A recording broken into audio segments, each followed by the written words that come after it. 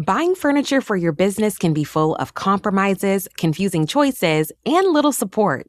National Business Furniture is here to change all of that. We believe that every business deserves furniture that lasts, service that cares, and a partner who gets it at a budget that works. At National Business Furniture, that's our commitment to you. Find the right furniture for you and your team at National Business Furniture. Visit nbf.com and use promo code POD10 to save 10% now. Hi, it's Paige from Giggly Squad, and this episode is sponsored by Experian Boost. Summer glow up? Check. Credit glow up? Even better. Boost your credit scores instantly by getting credit for bills you're already paying. Your phone, utilities, rent, and insurance. I wish dating kind of worked like that. Connect your bank account, add those on-time payments to your Experian credit file, and your FICO score updates right away.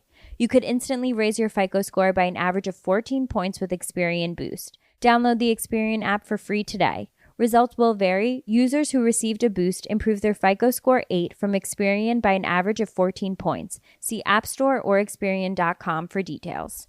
Results will vary. Not all payments are Boost eligible. Users who received a boost improved their FICO score 8 from Experian by an average of 14 points. Some may not see improved scores or approval odds. Not all lenders use Experian credit files. And not all lenders use scores impacted by Experian Boost. See Experian.com for details.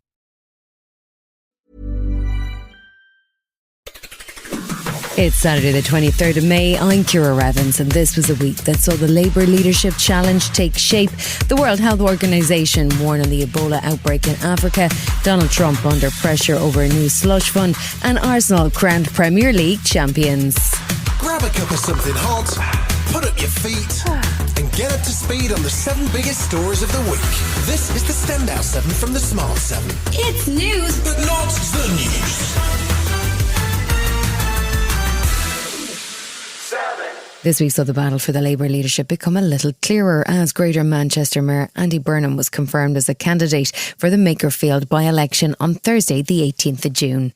That would see him return to the Commons and be able to challenge Keir Starmer, and Burnham was keen to get his campaign underway. I think Britain has been on the wrong path for 40 years. It started in this borough with deindustrialisation, deregulation of the buses, privatisation of life's essentials, and it's left us today in a position where many people in this borough cannot make things add up. Last weekend also saw former Health Secretary Wes Streeting formally launch his campaign for a leader, and somewhat oddly he started by suggesting a rollback of Brexit. The British people increasingly see that in a dangerous world we must club together, both to rebuild our economy and trade and improve our defence against the shared threats from Russian aggression and the retreat of America first. The biggest economic opportunity we have is on our doorstep. We need a new special relationship with the EU. The Prime Minister is in a difficult position now as he's forced to wait to see if Burnham can win a by-election where Reform are certain to go all out to win the seat and cause as much chaos for Labour as possible. Starmer spent the weekend in Chequers considering his next steps in a complicated political landscape. While Streeting is not seen as a credible threat to Starmer according to party polls, but his decision to launch his campaign was a focus on the EU was puzzling Culture Secretary Lisa Nandy. I actually think this is just a bit odd. I listened to what Wes had to say very carefully yesterday. If the answer to all of this was the European Union, then essentially we'd be saying to people what was going on in 2015 in towns like Wigan was absolutely fine. Well, I can tell you that it wasn't. Tory leader Cammy Badenoch must be relieved that her own party's poor performance has been largely overlooked as a consequence of the Labour turmoil. In a world where the traditional two-party system seems to be breaking down, she was asked on the BBC on Sunday who she was most concerned about as an opponent. Everybody is an opponent. Reform, Labour, the Greens, the Liberal Democrats. Multi-party politics means every party is a threat in different places at different times. And we are different from all of them. It doesn't matter whether it's Andy Burnham or Keir Starmer. The problem is the Labour Party. The PM was at Labour HQ on Monday urging staff to get behind the party's efforts to win the upcoming Makerfield by-election. Starmer was warning that Reform will push hard to win the seat, but that he also had no intention of giving up Downing Street without a fight. I feel very strongly strongly that I must serve the people who voted me into office. Do I recognise that we've got to turn things around after those election results? Yes, of course I do. Andy Burnham has been busy campaigning already and ducked the question of Brexit on Monday, saying he didn't want to restart a debate over the UK's EU membership. He's been sticking to a more nostalgia-focused pitch, promising to change Labour for the better. The path that Britain has been on for 40 years, in my view, has been the wrong path. It's taken us to this place where people can't afford life's basics. And that's why they're saying to politicians, do better. This is not good enough. And they're right to say that. The Mandelson scandal was back in the spotlight on Tuesday with the news that a further round of papers relating to the appointment and dismissal of the former peer to the role of UK ambassador to the US are due to be published. The appointment is one of the events that sparked the crisis for Prime Minister Keir Starmer, but Cabinet Secretary Darren Jones says that the next batch of papers, which will be delayed until next month, will also be comprehensive. This will be the largest publication, other than I think the Chilcot Inquiry report, ever published to the House. When the government publishes the second tranche of documents, it will be clear from the published information the basis on which content has been redacted. The redactions are necessary as the Met Police have been investigating Lord Mandelson, who denies any wrongdoing. But Chair of the Intelligence and Security Committee, Lord Beamish, says the Labour government needs to be very clear about how and why decisions were made. When concerns are raised by those that are responsible for assessing national security, there needs to be a mechanism whereby that is audited and the reasons why it wasn't followed. Prime Minister's question time at a slightly lighter tone than in recent weeks, as the Labour leadership contest is now out in the open. Former Health Secretary and now leadership candidate Wes Streeting even got a chance to speak from the backbenches. I left the government because we are in the fight of our lives against nationalism. And it is a fight that we are currently losing.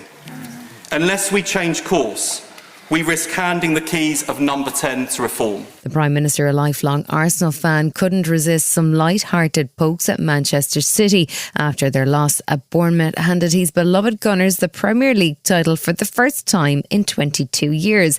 He also managed to get a sly swipe in at the now former Great Manchester Mayor and soon-to-be leadership candidate Andy Burnham. It would be remiss of me not to comment on one of Manchester's great heroes, moving on after almost a decade. So let me congratulate Pep Guardiola on all his success at Manchester City. Chancellor Rachel Reeves popped up on TikTok on Thursday, not somewhere you'd normally find the Chancellor of the Exchequer, but she was sharing news that bus travel for 5 to 15-year-olds would now be free. That seemed like a clever use of social media, but she got a telling off from the Deputy Speaker for not announcing it in the House of Commons first. On the 3rd, she introduced a summer-themed cost of living package intended to support families and to support the UK's hospitality industry. I recognise that what matters for families is not just getting by, but being able to enjoy time together. That is why I am launching the Great British Summer Savings Scheme to help families and support our hospitality sector. The scheme will see cuts on VAT across things like zoo visits, along with the freeze on fuel duty announced earlier in the week. Lucy Rigby, who is Chief Secretary of the Treasury, says that the government is also looking to reduce tariffs on a list of essential food items. We know that from the previous measures, the agri-food tariffs that the Chancellor was able to scrap, there was a long list of products. Did it make them cheaper? I believe it did, yeah, but this is further action now, which is going to be trying to make sure that the cost of the weekly shop comes down for people. There's been a notable difference in Prime Minister Keir Starmer's mood since he found himself about to be plunged into a leadership contest. He has seemed more relaxed and less tightly wound, making jokes about Pep Guardiola and Andy Burnham at Prime Minister's question time, and he even approached the journalists outside Downing Street on Thursday to chat. He says he's delighted to see immigration numbers drop dramatically, and he's also fully committed to campaigning for arch-rival Andy Burnham in the Makerfield by-election. Whatever other discussions are going on, it's really important that's a straight fight between Labour and Reform. It's about the values that we take into politics, so it's really important that we all pull together and fight in that by-election, as we will do. Last week also saw a dramatic drop in NHS waiting lists, which Starmer was touting as real progress for his government policies. Former Health Secretary Wes Streeting was sounding like he's been having second thoughts about his resignation. If I felt that the Prime Minister was going to change and things would be different, I would have been happy, more than happy, to stay doing the job that I love.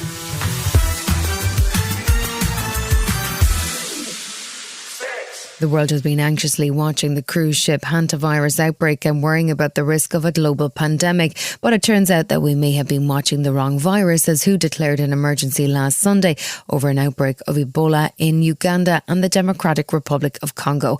At least 88 people were dead at that stage from what is a new variation of Ebola, the Bundibugyo variant, for which there is no known vaccine. The World Health Organization was warning that the outbreak may be larger than reported, and Dr. Jean Cassia, the director of the Africa Centre for Disease Control and Prevention, says Western countries need to provide help and support if the outbreak is to be contained. Western countries, they don't understand that when Africa is affected, they are also at risk because people are flying every day. And it means building strong systems, supporting Africa, investing in Africa is also the way to protect Western countries. This week saw the Ebola outbreak in the Democratic Republic of Congo continue to expand, with at least 140 people now dead from the disease, while over 600 cases were suspected.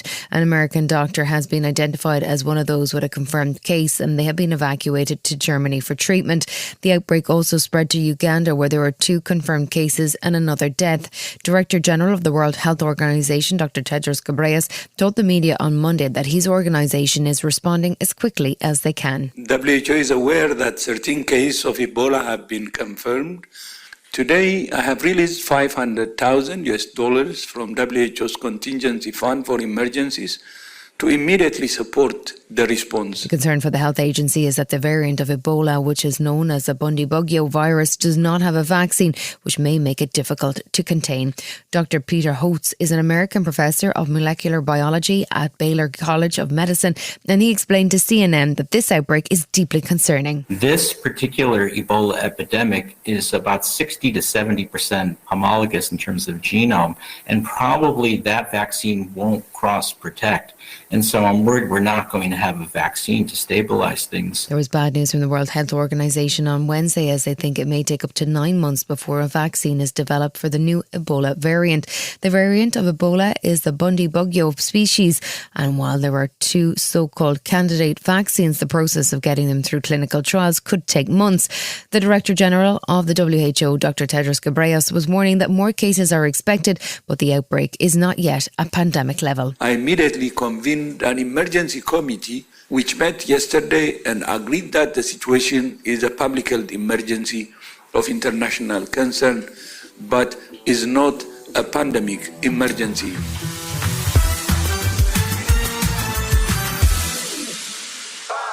There's no sign of any progress with the war in Ukraine, with 3 days of Russian strikes on Ukraine leaving at least 20 people dead and injuring dozens.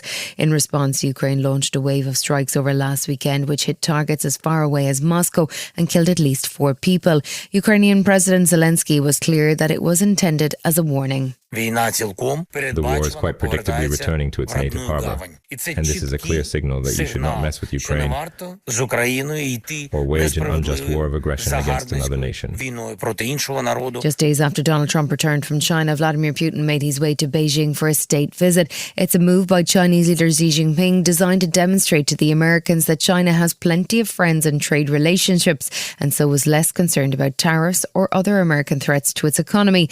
The Russian leader has been keen to discuss a new trans-Siberian gas pipeline called the Power of Siberia 2 that would provide China with a valuable alternative to the Strait of Hormuz. He says the aim of the meeting is peaceful. The close strategic relationship between Russia and China plays an important stabilizing role in the world stage.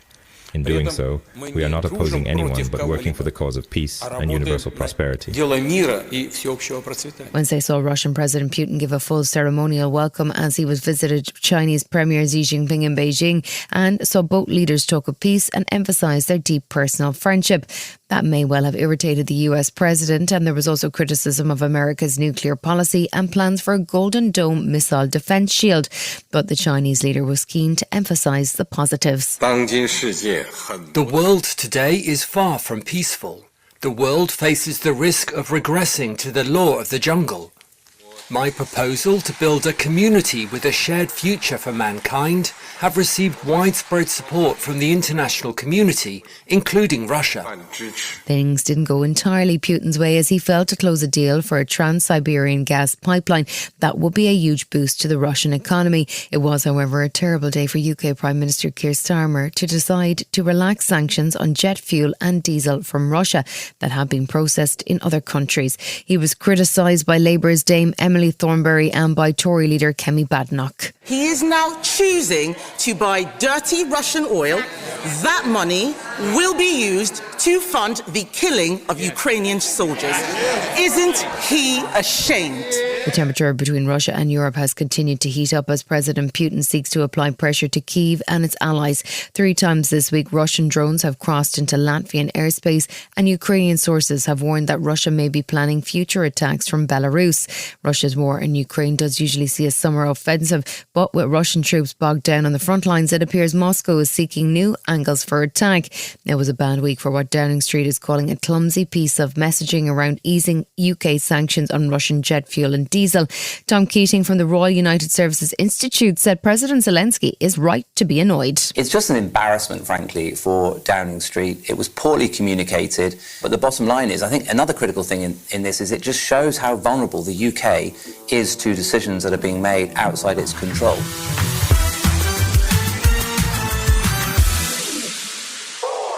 This week has once again seen no progress on the war in the Middle East, with Donald Trump continuing to issue threats to Iran, and the ongoing double blockade of the Strait of Hormuz has seen energy prices remain stubbornly high. Rachel Reeves and the other finance ministers of the G7 met in Paris to discuss the ongoing crisis. US Treasury Secretary Scott Bessent using the occasion as a rallying cry for US President Donald Trump. And we call upon all our G7 and indeed all of our allies and the rest of the world to follow the sanctions regime so that we can crack down on the illicit finance that is fueling the Iranian war machine. Donald Trump was in his happy place on Tuesday, standing in the middle of the building site that is his brand new White House ballroom. He spent some time talking the media through the secret underground facilities, which will apparently go 6 floors down and include a hospital and a drone-proof roof.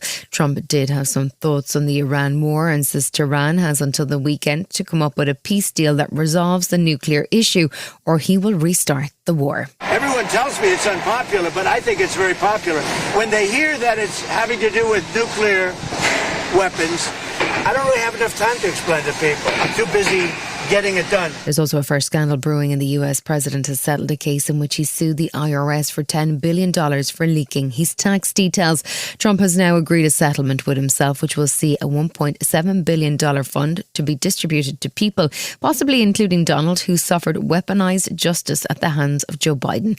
Former Trump defense attorney and acting attorney general struggled to defend the plan at a Senate hearing. There's a lot of things that President Trump's the first of. No president had been indicted 1, 2, 3, 4, 5, Correct. 6, 7, 8 times either. Correct. No president's been indicted. And will you commit that none of this money will go to President Trump's campaign donors? I am not committing to anything beyond the settlement agreement itself. Republicans and Democrats have both expressed alarm at the new development, and police officers injured during the January 6th insurrection are looking to block the move. Meanwhile, Trump continued to threaten Iran with more destruction on Wednesday unless they come forward with a peace deal that he will accept. He was asked by reporters if Israeli Prime Minister Netanyahu will agree to hold off on further strikes until Trump is satisfied. He's fine. He'll do whatever I want him to do.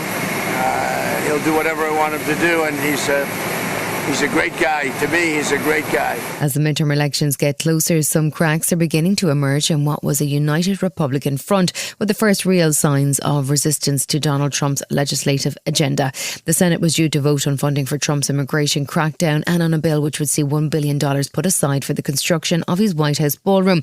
But senators have departed Washington without taking a vote, in part because of widespread unhappiness over Trump's new IRS settlement slush fund that would see $1.8 billion handed over to the president with no real legal justification or safeguards. Trump continues to try and push his Safe America voting bill in advance of the elections, but he may be facing serious difficulty in getting it through. I think the elections are so rigged, and we have to do something about it, and we're going to do something about it, but we cannot continue to have, and frankly, the Senate and the House, they ought to get together and they ought to pass the Save America Act so that you have voter ID, and it's so important you have proof of citizenship. Still to come in the Standout 7 in association with Metro. Big wins for Arsenal and Aston Villa, and Stephen Colbert signs off. Right after this. Buying furniture for your business can be full of compromises, confusing choices, and little support.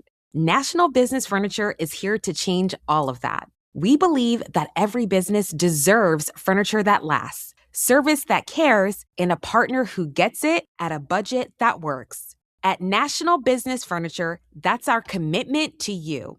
Find the right furniture for you and your team at National Business Furniture. Visit nbf.com and use promo code POD10 to save 10% now.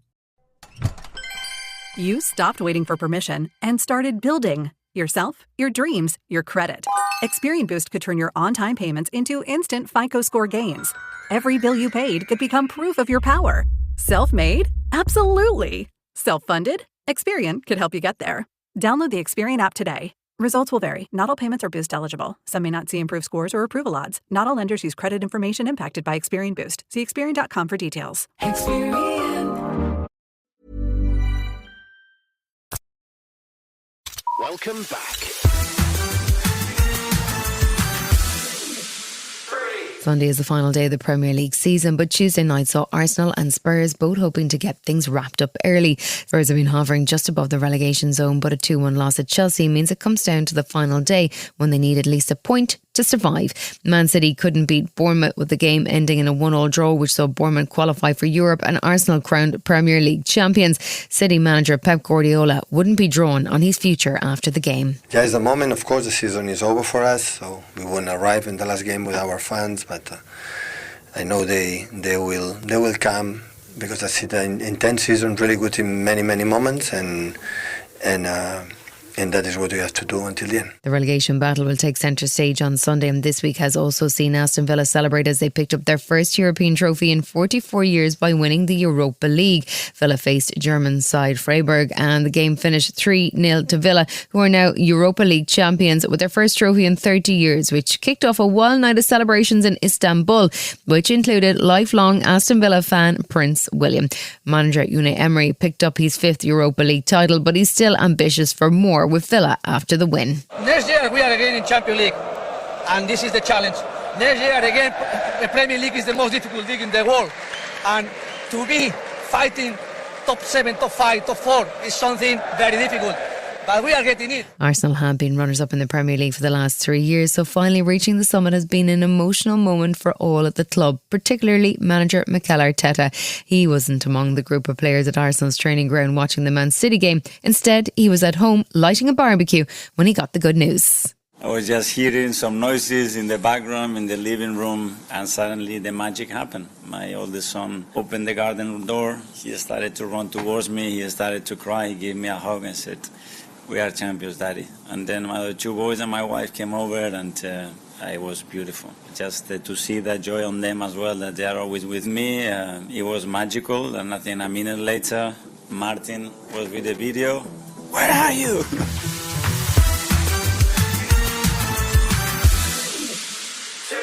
There probably aren't many easy days if you're in charge of the BBC, but new Director General Matt Britton arrived at New Broadcasting House on Monday to find Radio 4 and World Service journalists on strike. They were protesting over a plan to change shift patterns and increase their workload, with a spokesperson saying morale is in the red. Solving that question is just one of the action items that Britton, who was previously Google European President, will have to tackle in his new job. He sounded like he's well aware of the complex task that lies ahead as he headed in for day one. Humbled to take the role. I'm also very aware how complicated, uncertain and fast-changing the world is. I also believe that today the world needs the BBC more than ever.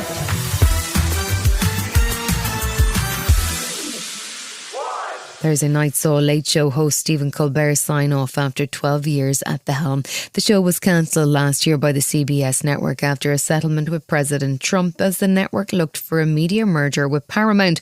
Bosses say it was a financial decision, and Colbert has avoided commenting, but his final weeks have seen a roster of star guests including Bruce Springsteen, Barack Obama and Steven Spielberg, with Paul McCartney as his first guest. He opened his last show before he goes off to write a script for a new Lord of the Rings movie. No, really, what a heartfelt moment. We love doing this show for you, but what we really, really love is doing this show with you. Now, I'll say to you what I've said to every audience for the last 11 years, and I have meant it every time. Have a good show. Thanks for being here. And let's do it, y'all. You've been listening to The Smart 7. We'll be back tomorrow at 7 a.m. Hit that follow button and have a great day. Give us 7 minutes and we'll give you the world. Buying furniture for your business can be full of compromises, confusing choices, and little support. National Business Furniture is here to change all of that. We believe that every business deserves furniture that lasts, service that cares, and a partner who gets it at a budget that works. At National Business Furniture, that's our commitment to you. Find the right furniture for you and your team at National Business Furniture. Visit nbf.com and use promo code POD10 to save 10% now. You stopped waiting for permission and started building yourself, your dreams, your credit. Experian Boost could turn your on-time payments into instant FICO score gains.